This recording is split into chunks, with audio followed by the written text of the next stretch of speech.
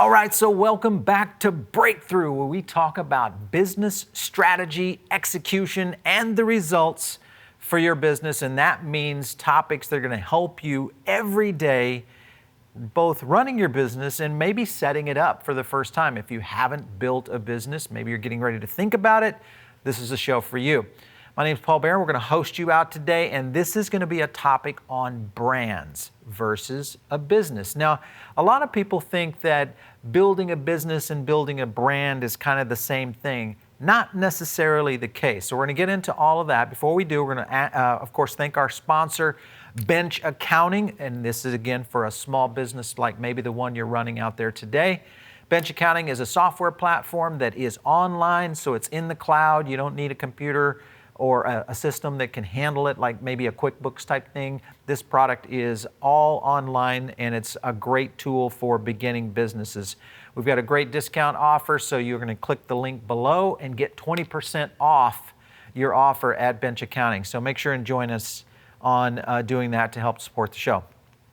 So let's get right into it, and that is how to build a brand, not a business. Now, this is where a lot of operators and business owners kind of start to lose focus, and they believe that one is the other and the other is that one. And what I mean by that is that businesses are in fact brands, and in reality that's not necessarily the case, because there are a lot of businesses out there that do not have brand presence, and they are just that. They're a business, there's nothing wrong with a business. It usually has, a general recurring income.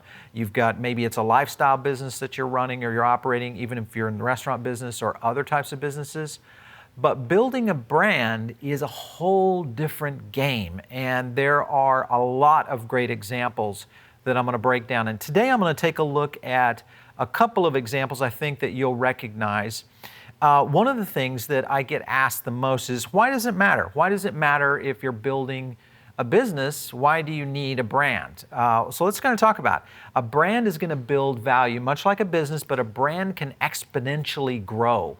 So its value opportunity, or for, say, future investment, is going to be a lot better versus just a regular business. And this means that you've got to be able to transcend its own physical or online presence. So meaning that your brand can be recognized and or can be looked at from a consumer standpoint without the business even being there. So that's a huge, big advantage for it. And it also begins to morph with the customer, meaning the brand starts to take a shape around the customer's lifestyle or the customer themselves.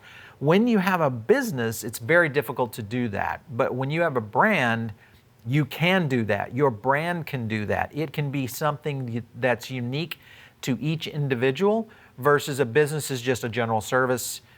It serves John the same way it serves Sally, versus a brand can really get very detailed within that customer. And then the other ability is that it's growing exponentially, meaning it's almost growing on its own once that you've built a great framework in the brand itself. So let's talk about a couple of brands that do a great job. One is we're going to look at comparing Cava and Shake Shack. These are two emerging brands in the casual and fast casual segment. What I want to take a look at specifically, and this one is a publicly traded company, the other is not, but I want to take a look at Shake Shack's hitting their quarterly revenue growth of 31.3%. Now this is an insane growth. If you look at where Shake Shack's stock price has gone in the last 6 months, it literally just looks like a huge bell curve. And I want to talk about that in a minute, because there are some naysayers out there on what's happening with Shake Shack. The other is Cava, and Cava is and was a small independent fast casual concept based out of DC that essentially started developing an entire model around what they were trying to do as a restaurant. So they went from 75 concept restaurants to 330 restaurants with their acquisition of Zoe's. And I'll talk about how they were able to do this and why a brand acquisition like Zoe's made such great difference for Cava. So here is a good example of brand signs. So this is signs of brand adoption. And when I talk about brand adoption, what I mean by that is usually you have three basic areas that are signals that tell you that your brand is starting to be adopted by customers, and you're getting some traction with that. The first signal is going to be frequency. So how many times that someone's using your brand. The second thing is going to be sentiment, what they think about that business or that brand. And then the third is influence or velocity. And this is when people start to tell others about your brand. And that's the three things that you look at. And if you take a look at where Shake Shack is from Q3 18 all the way to Q3 19, in frequency, they went from a 67.3 rating out of 100 to almost an 85 rating, which is 84.6. That's a pretty big growth right there on frequency. You'll notice also they had a nice climb in sentiment, which was 89 to almost 96. This is a hard number to move, so that tells me that they're working with their brand in a lot of different areas, and I'll talk a little bit more about how and what they were doing to make that work. And then last is the influencer velocity. Now this is the tricky one because this is where a brand can really take off and go vertical. If you look at someone like an Apple, you get the fanboys, all right, the fan or the fangirls. What happens there is the influencers themselves take control of that brand and help propel it forward. So it creates value. Back to my point on a few slides ago, and that was this becomes somewhat autonomous. It starts to work on its own when you've done a good job with a brand overall. So let's compare this to signs of a business. This is a business versus signs of a brand. So with Shake Shack, you'll notice here Q3 to Q19. You'll notice here Q3 to Q19. In sentiment and influencer. Now we're going to look at one of their arch competitors, BurgerFi. And BurgerFi has a little bit more erratic behavior. So frequency is up and down, sentiment is up and down, and influencer velocity is very low, looking at a 33.8 versus in the 90s for a Shake Shack. So what that tells me is that though BurgerFi is a great business, they're not being able to transcend into a brand, meaning influencers are talking about them. Frequency is higher. And then you, of course, deal with the sentiment factor. You've got to maintain consistent growth in this area. Doesn't mean this is a bad business. It just means this is a business versus what Shake Shack is building, which has become a brand. Let's take a look at some of the latest news here on Shake Shack. And this is kind of what I'm talking about. When you compare what's happening with Shake Shack, this is a great example of their profit margin versus their revenue growth. Now, profit margin, you'll notice right here, is 2.9% versus McDonald's at 28.32. Now, the difference is the quarterly revenue growth, 31% with Shake Shack. So what does that say? So Shake Shack is not necessarily trying to win the game of profit right now.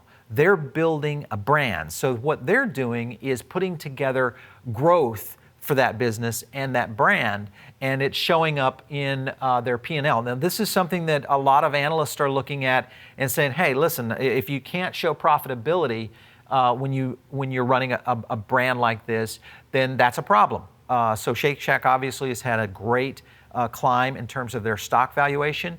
But what some analysts are saying is that this is simply kind of a propped up faux valuation for Shake Shack. My thought on this is that when you look at the numbers back on Shake Shack's affinity toward their guest, is all the signs, all the bellwether indicators that we look at when it comes to sentiment, frequency, and velocity are all going in the right direction. So what this tells me is that this is not going to slow down in terms of growth. What we'll probably see is this number right here starting to shift into higher profits and growth maintaining. And when you can move both those needles, both revenue growth and profit in the same quarters or in the same year, now you've got something that you're really building as an overall business that becomes a brand. Let's take a look at Cava. And Cava is kind of an interesting animal. They did it a little differently. Cava, of course, basically acquired Zoe's not too long ago, back in November for $300 million. Zoe's was a troubled fast casual concept, and they essentially grew through acquisitions. So they're trying to transport. Remember when I talk about you have to create a brand that's transportable? Cava is attempting to do that. So they basically did this. They got the deal done, and then they're basically working now to go into new markets and also to expand some of their prepackaged goods. So Cava has a very unique expansion plan in place. One is company restaurants, two is through acquisition, and then number three is their packaged goods, which is basically transcending that brand outside the four walls of a Cava grill or of a Cava restaurant. So let's go into kind of how they did it. And this is where we start breaking it down into kind of the route that these two brands took. Shake Shack went the route of scarcity to develop brand affinity. So what Shake Shack, if you remember in the beginning days of Shake Shack, there were only a handful. If we look even back to Miami, before Shake Shack started developing here in South Florida, they only had Lincoln Road, and that was it. That was the only place you could get a Shack burger before they really started to multiply. Obviously now they're down in mini markets like this, and they started to really double down on their market expansion. But what they focused on was scarcity, and that's something that starts to create a brand affinity with your guests, meaning it becomes something so valuable that people can't even put a finger on why it's so popular. That's when a brand starts to break away from the pack. The other thing is they increased their customer sentiment in the past 3 years from an 82 to a 94. And again, that goes back to the point of winning that sentiment battle. And when brands win the sentiment battle, they've created value and a connection to the guest or the customer themselves. And that's a big bellwether indicator of a great brand. Just like Apple, Nike, any of the greatest brands on the planet, people who use them love them. That's exactly what's happening with Shake Shack. Let's move over to Cava and talk a little bit about how they're going about building a great brand. And they did it through brand demand with a targeted consumer set. So what they did was they filled a void that was happening, and that was ethnic cuisine.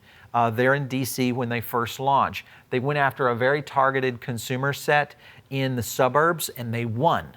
And then they just started replicating that. So then they started looking at growth acquisition, and obviously Zoe's was one that was a perfect match.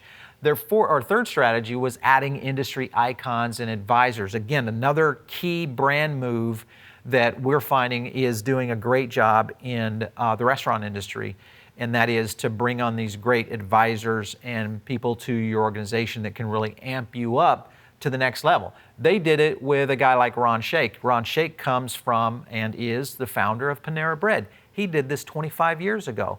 So he went middle America, built basically Panera Bread from the scratch, and then sold it, and then now has moved into advisory and strategy and investment roles into a company like Cava. And then, of course, they're working on multi-market strategy to expand brand adoption. And what I mean by multi-market, meaning that they're not just looking at the restaurants, they're looking at packaged goods, and then they're looking at acquisition.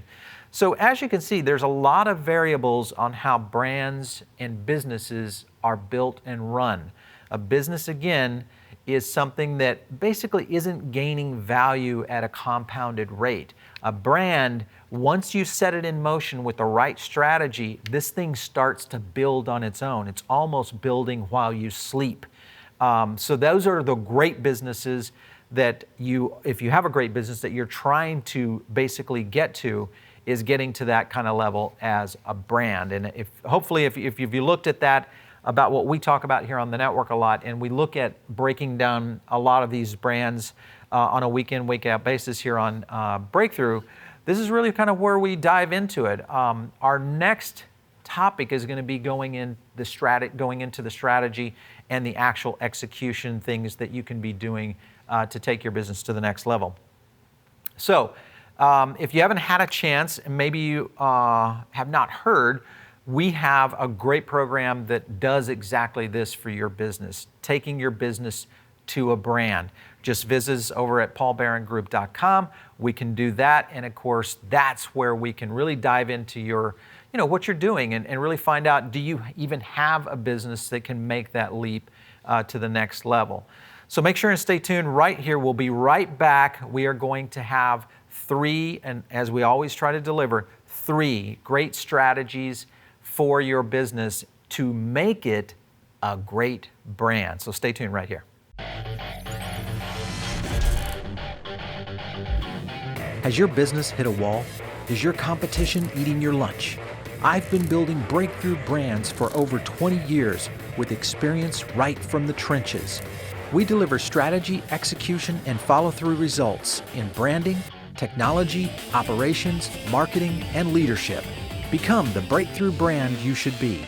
Contact me now at paulbarrongroup.com. Welcome back to Breakthrough, where we talk about business strategy, execution, and results for your business. And today we are talking about how to build a brand, not a business. Now, again, a lot of times people confuse the two. I want to build my business. The reality is that's great. There's nothing wrong with building a good business, and it does a great job. Most businesses, if you look at the entire landscape of business today, I would say 80% of businesses are just that, businesses. 20% of those, though, are brands. Now, why does a brand matter, and what does that mean? Brands are different. What that means is you've got the ability to basically transcend a business into becoming something much more connected to your guest, your consumer, your customer, whatever it might be. It is a completely different way of working with your product. So we're going to talk about 3 different, what I call the Breakthrough Brand Guide, 3 different topics that are essentially the guide for you to take your business to a brand. One is you've got to understand and execute your mission. Number 2 is you're going to create a transportable brand visual. And number 3 is develop lockstep with your target customer or audience. And we'll break down each one of these for you. All right. First up is understanding and executing on your mission. First, you're going to find the perfect mission. I'm going to go to the whiteboard here, kind of talk a little bit about that. We're going to go with blue today. Brand blue. And the thing is, when you look at a mission, a lot of times people will take a mission statement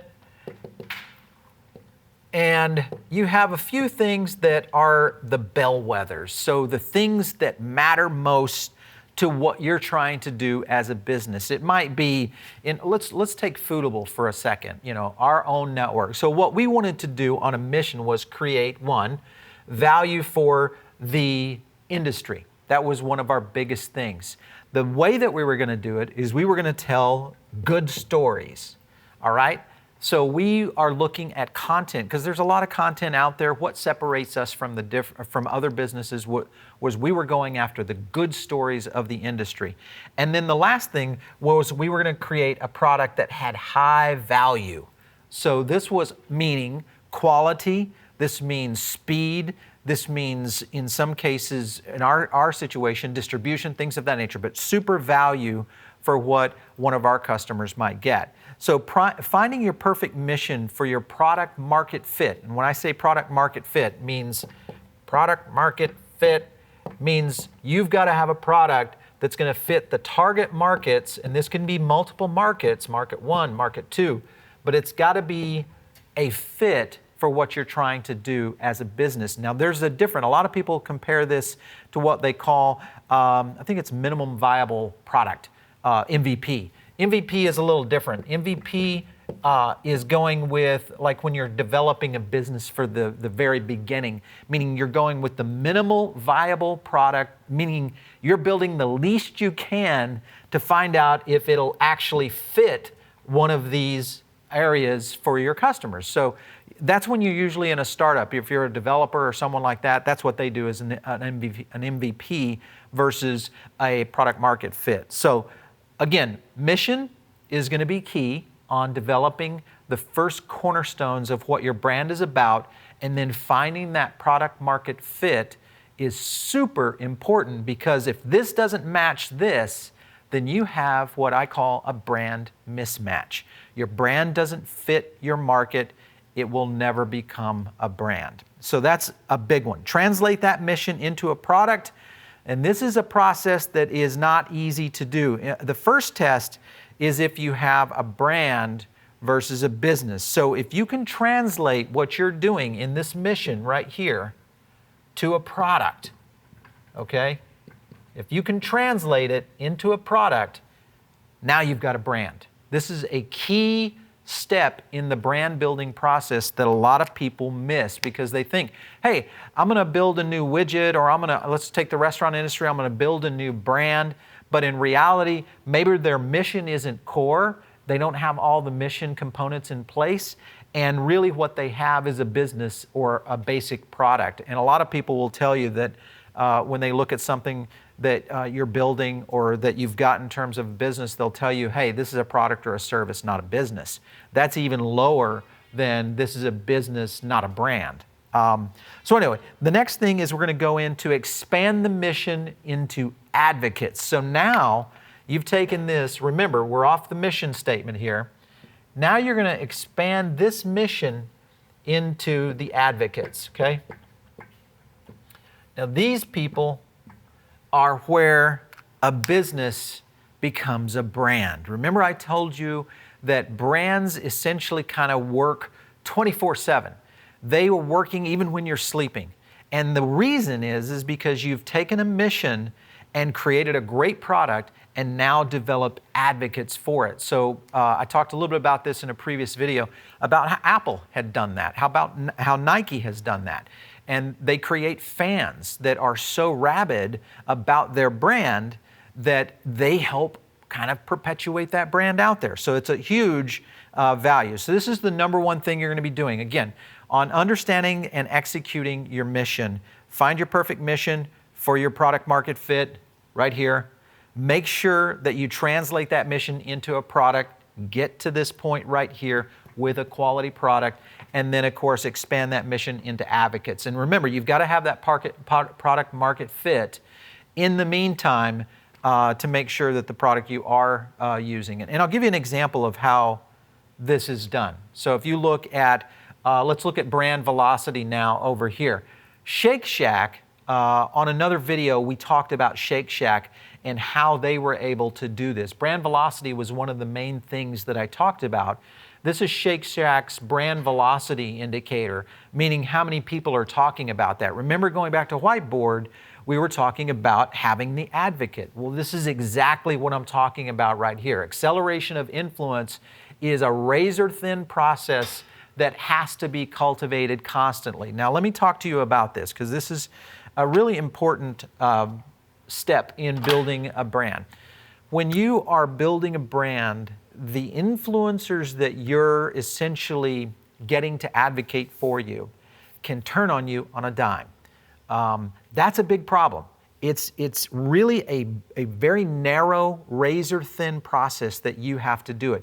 Great brands can do it, and great brands can correct when they get off course. And I'll use Nike as an example here. Nike, Colin Kaepernick, they have a great mission as a brand. You can even go back to some of the things that happened with Gillette when they did the Macho Man thing and all that call out. That really hit their brand, but it was a risk they could take. Here's the key. Some brands are bulletproof. They can do something wrong and still be able to win. That's when you know you have a solid brand, when you do something wrong and you can still correct and win back your influencers. Chipotle is another one. They were losing influencers because of their health scare a few years back. Now Chipotle is right back on top and winning the influencer game. But remember, you've got to have the influencers, and also as a brand leader, you've got to know that it's a very razor-thin issue because you can fall on either side at any time. All right, we're going to go number two. Number two is building a transportable brand visual. All right, so a lot of people think, oh gosh, what's a brand visual? Well, Apple is by far the poster child to brand visuals. This company is, and of course, you know, when Steve Jobs was alive, he was the visionary probably the visionary on the planet that understand how to do what I'm talking about right here. In fact, he probably wrote this book on it. creating a brand visual is doing a few things. It really connects with the customer in a way that basically drives a personal kind of passion connection with them, all right? It's something that the product almost does just by sitting there on the table, whether you're using a MacBook like me, or maybe an iPhone, whatever it might be, or maybe you're an Android user and you're waiting for the big Galaxy release. The point is that those brands have been able to connect with their customers in a way to drive this personal connection, and they're doing it through brand visuals or kind of an overall feeling that that brand is actually exemplifying. Two is visual is one of the most compelling aspects of a brand that separates from a business. So again, why is it that Apple won the smartphone race before anybody else was in it? They created an unbelievably cool design phone that basically when the product was launched, all they had on the market was BlackBerries and Palm Pilots. So they were literally leaps ahead of the competition, and everybody wondered, why are these guys getting into the phone business? Well, that was an example of building a compelling aspect that really connected to the consumer, or in their case, their customers, going from what was just the computer market and OS market share to becoming a mobile phone company. And now they're doing it with services. Now they've launched the Apple Card. There's a lot of things that this brand does right because they're transporting it into the next level, all through this visual connection into their overall business. So the third item here is translate the visual in all aspects of your brand. Again, that goes back to Apple and what they were able to do from the Mac to the iPhone, to the iPad, now into services. All of this is a transportable process that brands can take. And that's the difference between a business and a brand. A business typically can build a product and maybe can build another product, but it doesn't necessarily connect to product one, or maybe it doesn't connect to product two.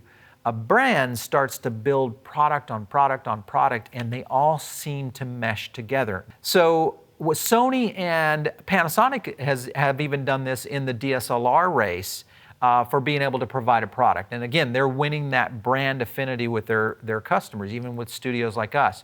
So that gets into all the elements here. And then, of course, create the story behind that vision. Apple has done it. It's just, they are the perfect poster child, I believe, in creating a true brand. Now, whether or not they can hold that course for the next 2 decades is still yet to be seen. But the fact that they were able to do that for 2 decades is a proven model that works. All right, so we're going to go to number 3 now. And before I jump to 3, I want to kind of talk about how they did it, meaning Apple. They're playing the long game. This is, again, another brand move as they look at visions that are 10, 20 years in the making. Steve Jobs was looking way out in advance, even when he was building the iPhone. They understand the personality connection, meaning their brand has a personality, and the type of people that they basically attract has created its own little ecosystem of brand customers and brand lovers, brand loyalists. That's the personality. And they obviously connected visually. They're one of the sexiest brands out there. If you haven't got a chance to read a book by, it's the three horsemen, I believe, Apple, Google, and Facebook. And Apple is the one that kind of drives the idea of passion. And when you look at those 3 companies, Google's the brain, and then Facebook being the heart.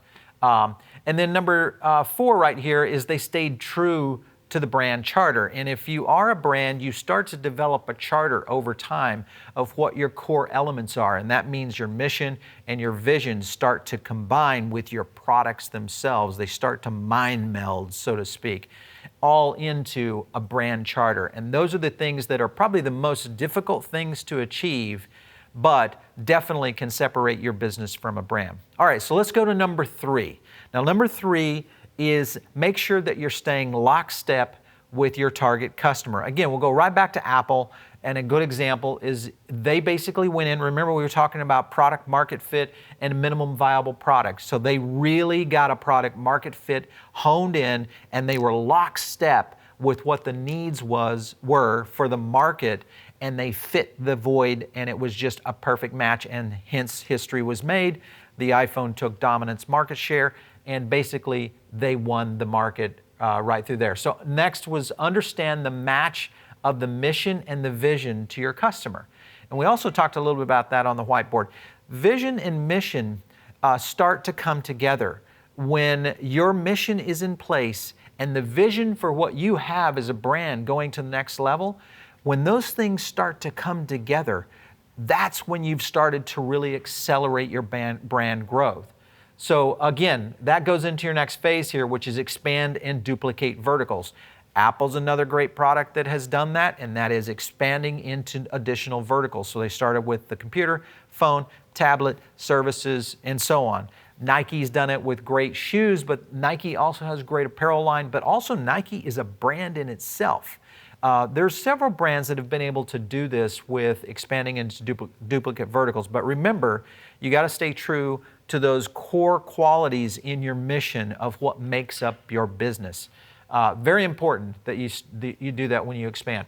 And then maintaining alignment with your customer. So this is where you don't cut corners. So a lot of times, let's say you're a restaurant brand and you've created a great business like Chipotle, and you've got to stay in alignment. So with Chipotle, what they figured out is they needed sustainability, fresh, a lot of visual aids that created this kind of clean connection, meaning clean food, to the consumer. What happens is when they got off kilter with their food scare, they started to lose that alignment with their guests. Now, it wasn't necessarily their fault, or maybe it was if they weren't keeping their security measurements in place. But the point is that the alignment requirement that you've got to maintain throughout your brand life is very important. So don't cut corners when it comes to staying aligned with your business and your brand. All right, so if you guys have not figured out, make sure and hit paulbarrongroup.com. This is where we can actually help you maybe take your business to the next level and become a brand. So just hit paulbarrongroup.com. We also want to thank our partner here on today's show, and that is Bench Accounting. They are offering a great deal for your business, 20% off your next 6 months of online accounting. If you're building a business, you need this right now, so hit the link in the description below. It helps the show out for sure. Now, I want you to make sure and stay tuned right here because we have Otto Othman, the CEO and co-founder of Pincho. Now, many of you might know it as Pincho Factory, but instead, it's actually Pincho.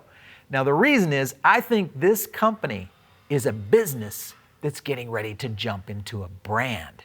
So stay tuned right here on Breakthrough. We'll be right back with Otto Othman and Pincho. Tired of keynote speakers not delivering? My approach to speaking for your event is built on a very unique process that I've spent the past decade crafting and building.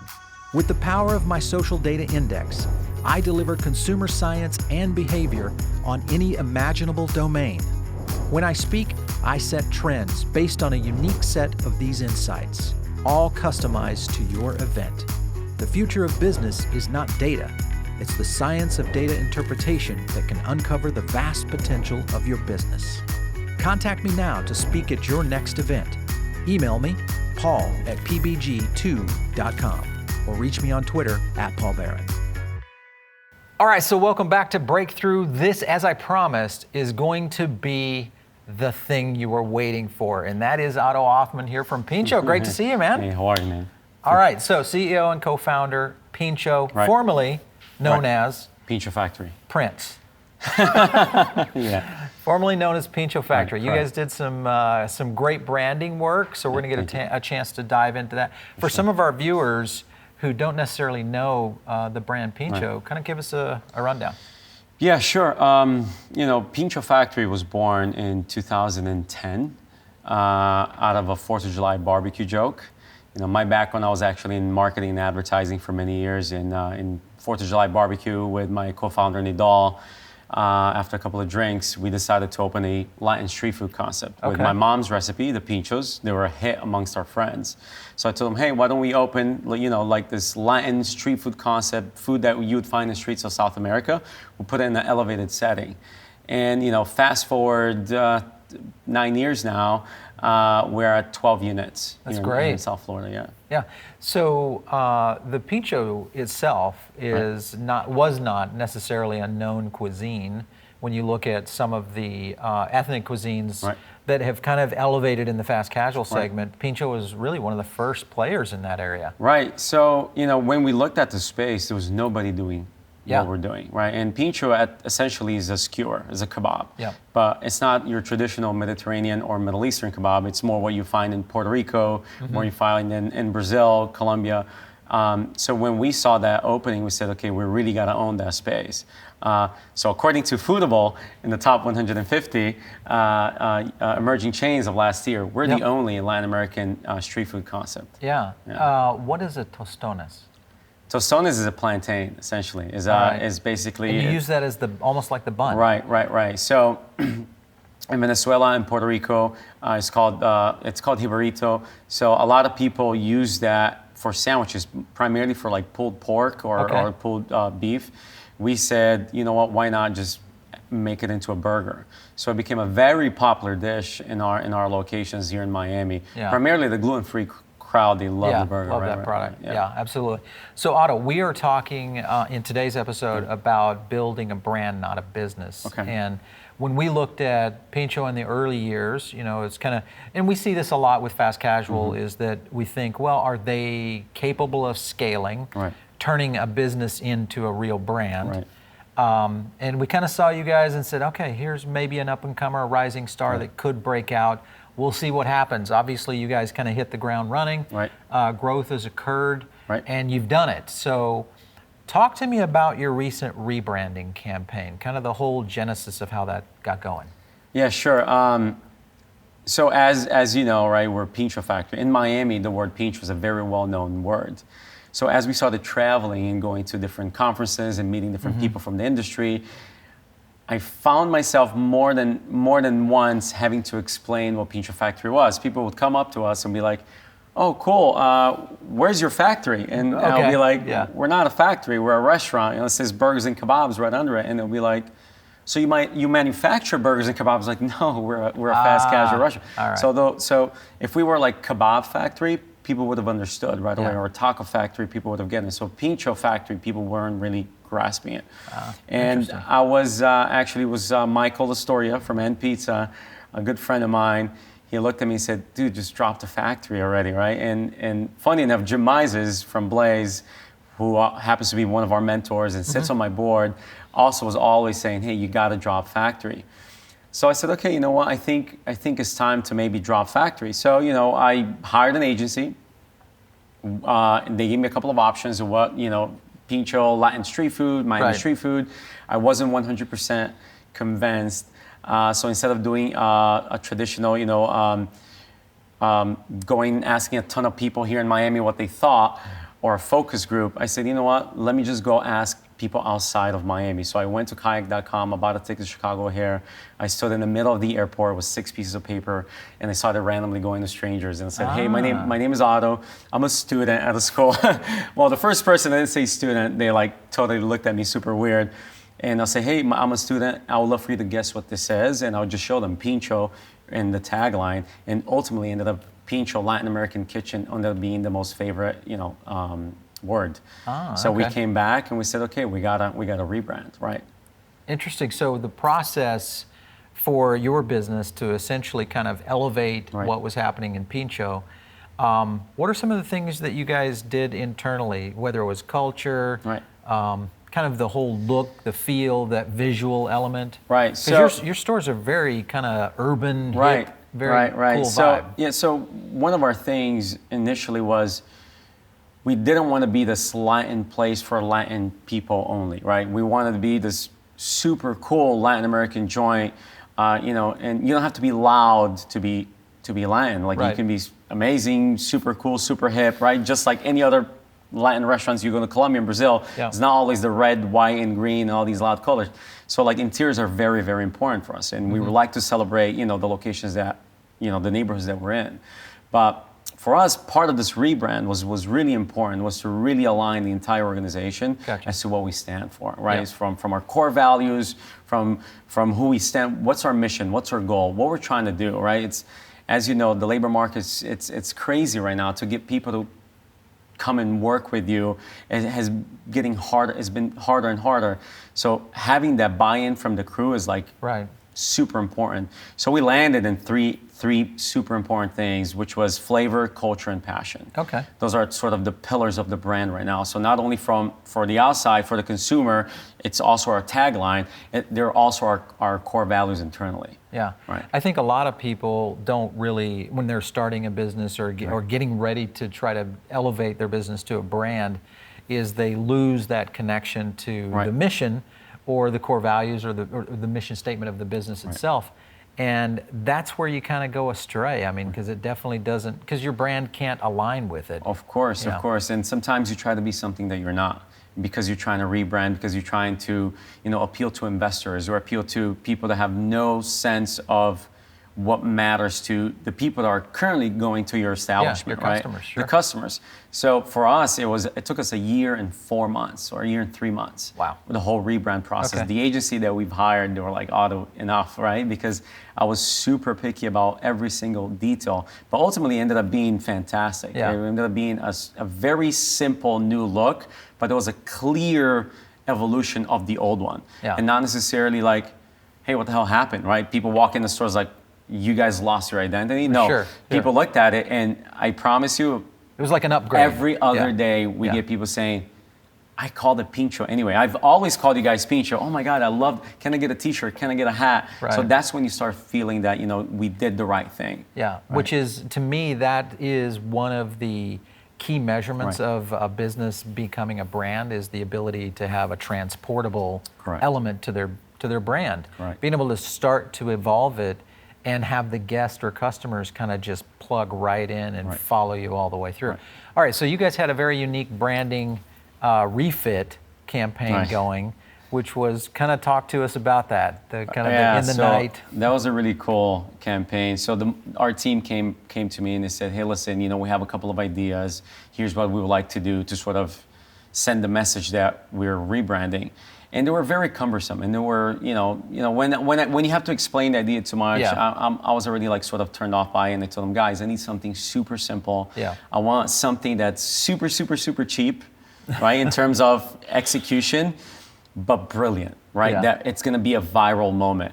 And we've decided to go in the middle of the night, 2 a.m., go to one of our locations and steal the word factory. And then we staged it. And we actually had a video of the thief, right, with a bandana. He took down the word factory, and then we posted on social media the next day. It was like, we're like, WTF, what's going on? Who would do this? And it sort of caught on, like viral it moment went sort of occurred. a little viral, nothing crazy. We just posted a picture. The next day we posted the video, and that's when people were like, holy crap, this is actually happening. And 3 days later, we took down the sign from another location, and we did another video of the perpetrator taking it down, and that's when TV picked it up, radio picked it up, and it just went viral. But the strategy was, as we're doing this, let's sprinkle the truth. Because we don't want the neighborhoods to look bad because there are thieves in the neighborhoods. Sure. So, we started sprinkling the truth, and then it spread like wildfire. When you tell a friend, please don't say this to anybody but this, and it just ends up, the secret always ends up getting out. So that's exactly what happened. By the 5th day or 6th day, everybody already knew. It was like, oh, you guys are rebranding, you guys are changing your name, and then it went sort of viral. We got almost 1 million impressions. Oh, wow. With $1,000. I think it was $1,500 was the total ad campaign. That's great. Right. All right, so let's talk a little bit about growth and Sure. kind of the vertical nature of any great brand is to scale. Right. And to look at some point, exits down the road. You guys are just now open in Doral. Mm-hmm. So Doral being a great neighborhood here in South Florida. What are the plans for kind of taking Pincho to the next level, which is more cities? Right. So we're being very, very careful, right? So we've been very fortunate to have built an amazing brand. And as you know, not building a business, building a brand takes a lot of work, right? So it's been 9 years in the making. So we are currently right now getting ready to open up Washington, D.C. with one of our lead investors, somebody that we trust, somebody that is an operator, a fantastic operator. So we're about to sign our first lease. So we're getting ready to go there. We're probably going to be building more units in South Florida. We would like to probably get to the 25 to 30 base here in home, leverage our G&A, as the operators will say. And then we're being very careful about the next market, right? We really like Dallas. We really like Orlando. We really like Atlanta. But we want to do it the right way. For now, I think we're going to be sticking to company-owned units. And we've dabbled with franchising here and there. But if you want to be great, you have to choose one. And I think people that try to do both early on, which we did when we were, for circumstances, when we were at 2-3 locations, we started franchising. We just recently bought most of our franchises back. So now I think it's just add a little bit more gas to the fire and grow a couple more company-owned units and really focus on the Washington, D.C. market first. And then take it from there. I think you hit on something, and that is the idea of franchising or starting to go that direction. Because I talk to a lot of founders that, they're on both sides of the fence. When you're building a brand, you're looking to scale with someone else's money.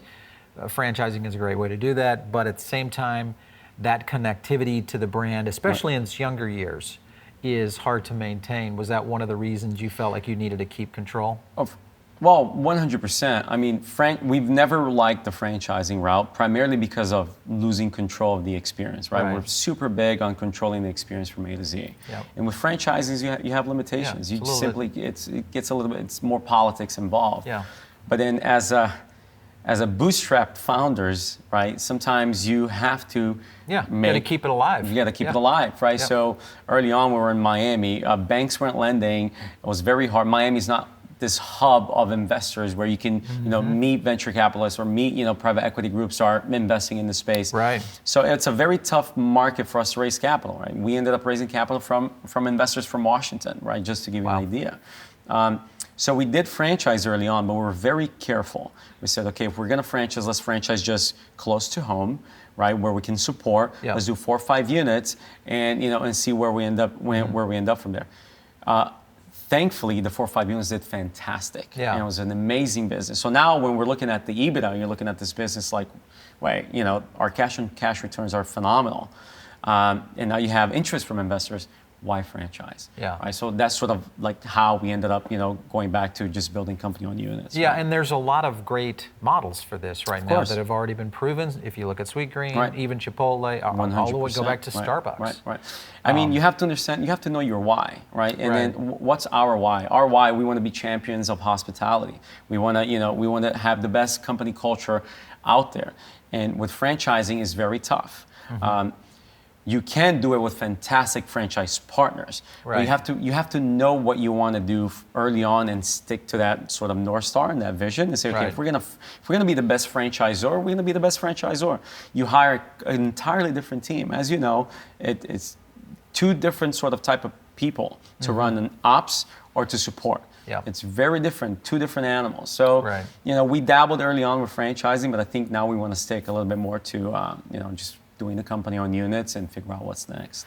And I've always said because I talk to a lot of leaders like yourself, and franchising is always one that I'm a little bit not super bullish on, in the sense that what you just mentioned is the scalability of operations, because you're essentially duplicating, one unit to the next, to the next, to the next, because you have maybe different franchise partners in each one. So they have their own director of ops over here, another director of ops over here. Maybe they go to the letter of the law, maybe they don't. But versus a corporate, it is, like, hey, here's the operations manual. Let's go into whatever, 25, 50, 100 units. I look at concepts like Blaze. Jim, as I told you, sits on our board. Like, what they've done is fantastic. It's phenomenal, right? That's pizza. I know it's pizza, right? But it's still, you got to give it to them, because not that many people can start a franchise at the speed that they did and maintain the quality that they have. And great company culture all around. But they're 1 in a million, right? Not that... It's a high risk. It's a high risk. And it just happened that their team had fantastic individuals, right, that were able to scale this thing. And I think for us, startup founders, specifically the ones that are bootstrap, franchising, there's a lot of risk. It's a lot of risk. You never know who you're going to franchise to. So it becomes very, very tough.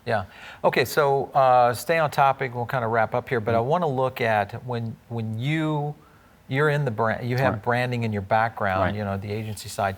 What if you said, hey, this was our biggest challenge from leveraging the jump from being a small Miami business to what is now recognized as a national fast casual brand, what do you think was the biggest leap for you guys to make it to that next step? Oh man, time, right? Be patient. You can't just Let start it a brand, breathe. right? Yeah. You're right. You have to. I think it's so many different things that go into building a brand, right? So the way that we look at it internally, right? We look at Pincho as a person. Well, Pincho for Has us, its own personality. right? It's its own personality. In our case, it's a male-driven voice, right? It's a guy. It's a collective of me, Nidal, Michael Campos, a collective of the people that work in the brand day in, day out. I have hours meetings that are just for captions that go on Instagram because it's our voice, right? It's who you are as a person. So all of these little things matter. What we say on social media, how do we post it, the color of our pictures, the stories that we're posting, the events that we're partaking on, the give backs in the community. All of those things is what an individual would do. And it's not easy, and it has to be genuine. If you really want to build a brand and you want to fake it, it's not going to happen. It has to be a very genuine connection between the brand and its customers. So for us, it was like over time, all of these little events that we did, everything that we've done. Sometimes you have to sit there and you have to hack it, right? You have to sit there and you have to hack it. How do we build brand loyalty, and what do we do? How do we go out there to the community and become part of the fabric that has built that community? Any brand that has some random intern handling their social, it's not going to be able to build what we've built, right? That's part one, right? Because you have to be genuine. I think part two is surrounding yourself with amazing mentors that are part of the industry. We've learned a ton from Andy Howard, right, from Wingstop, now from Hugh Magusio. We've learned a ton from Jim Mises. We've learned a ton from John Kunkel from 50 Eggs here in Miami. Michael Astoria from Man Pizza. So many people that we learned from that have helped us sort of take our little brand from being like this local, although we're still local, but we're nationally recognized, is primarily because of the relationships that we've built, right? Foodable, being part of all of these events and going out and really getting the word out there of what we're trying to do. Those are things that actually helped us also, be part of a much bigger picture. Right. I talked to Ethan Brown, who is the CEO with Beyond Meat. And we had a great podcast with him last year before they went IPO. And he was really going into that about, hey, listen, it's one puzzle in a puzzle of 1,000 pieces that have to be put together, and you can't leave one piece out, or you have an incomplete puzzle and you don't have it. Even your team members, a lot of brands take that for granted. You have close to 200 plus employees, team members. They're all brand builders, right? The way that we treat them, ultimately, at the end of the day, will get out there to the world, and then it's in this day and age where one voice, a couple of years ago, one voice was just one voice. Now, one voice is how many followers you have, right? So if you have team members have 100, 200, 300 followers, and some people 5,000, 10,000 followers, every single little thing that we do matters when building the brand. And it's pretty powerful stuff. And it's fascinating, really, if you think about it. I think when we look back on what, especially when business professors look back on this era of business, social media, mobile, high-speed internet, which gives you the ability to, throw videos and podcasts and things like that up with content marketing. That wasn't there 5 years ago. Of course not. So... Like the other day, I'll give you an example. The other day, we're like, okay, I'm wondering if people would like this, right? Something that we're coming up. You just put a story on Instagram and you're like, hey guys, we're working on this. What do you guys think? And you get 300 responses in less than 5 seconds. That was a focus group 5 years ago. That was a focus group. It cost thousands of dollars. We literally do that. The other day, we did a post. We said, hey, we're looking for some VIP taste testers. We're going to be doing these dinners, like our innovation kitchen. We just want to see, what you guys think. Just put your email here. If you're, over 400 or 500 people sign up in a matter of like 30 minutes. Wow. So now we have 400 or 500 people that we tap into. Every time we're going to launch a new menu, we do a dinner. Literally, we'll do a dinner. I'll go, Adrian will go, we'll hang out, we'll have a beer with everybody. We'll explain a lot of things that we're doing and get a ton of valuable feedback. just because of Instagram, or just because of Facebook, right? Yeah, It's very- which is something I call brand velocity. There you go. Is when you get into a phase that you can drop a nugget and that ripple just starts happening kind of on its own. Right. And the brand just takes off. And it's usually them doing the work for you. Right, and I say this internally to our team all the time. We don't own our brand anymore. Yeah. It's legit owned by the people. Like if we remove something from the menu, Yeah. you have no idea the kind of emails that we get, right? There's this sense of ownership. Exactly. And because we wanted to be that way. You know, Right. Pincho wasn't built for me and Nidal and Nizar. We built something because we wanted to share our food, our experience, our hospitality with everybody. Yeah. And we're very fortunate that it caught on because, you know, it's a tough business. Yeah, It's not it is, easy, right? For Right. sure. Yeah. Otto, it's been great having you, man, here Awesome, in man. studio. Thanks for jumping No, in. thanks for having me. All right. Take care. All right, so for all of you listening or maybe watching here on Breakthrough, make sure and stay tuned for more great shows like this.